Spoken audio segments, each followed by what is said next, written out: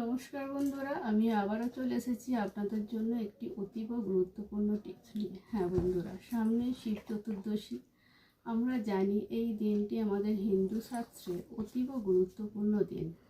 তো এবছর এই দিনটি আরও গুরুত্বপূর্ণ হয়ে উঠেছে, কারণ আমরা সকলেই জানি সোমবার হচ্ছে শিব শম্ভুর দিন। তাই এই দিন আমরা সারা দিন চতুর্দশী পাচ্ছি।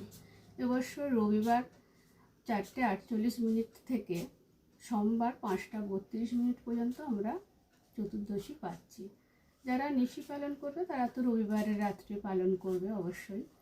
আর সোমবার দিনটা আমাদের অতি গুরুত্বপূর্ণ। ওই দিনেও আমরা শিবশম্ভুর উপবাস রাখবো, কারণ ওই দিনে সারা দিন আমরা চতুর্দশী পাচ্ছি।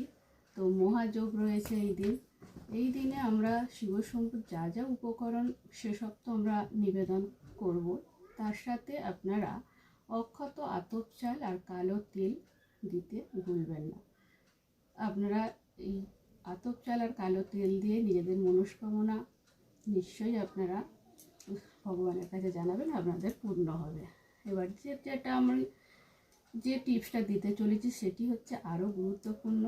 বিবাহিত মহিলাদের জন্য তো আমি আগের ভিডিওতে টিপস দিয়েছি, আজকে দেবো অবিবাহিত মহিলাদের জন্য। হ্যাঁ বন্ধুরা, যাদের বিবাহ সম্পন্ন হচ্ছে না বা ভালো সম্বন্ধ পাচ্ছে না বা পেতে চান, তাদের জন্য এটি অতি গুরুত্বপূর্ণ একটা টিপস।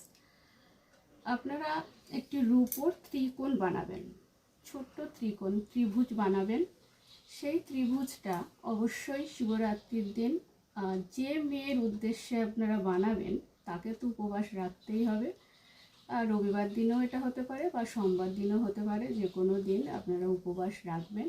রেখে শিবশম্ভুর মাথার উপরে, শিবলিঙ্গের উপরে সেই ত্রিকোণটা রাখবেন। রেখে আপনারা যেভাবে শিবশম্ভুর পূজা সম্পন্ন করবেন।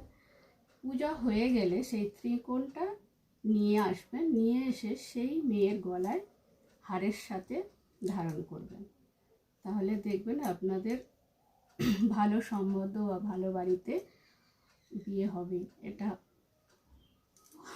করে দেখুন, আপনারা অবশ্যই সুফল পাবেন। ভিডিওটি ভালো লাগলে অবশ্যই লাইক দেবেন, পাশে থাকতে সাবস্ক্রাইব করুন। নমস্কার।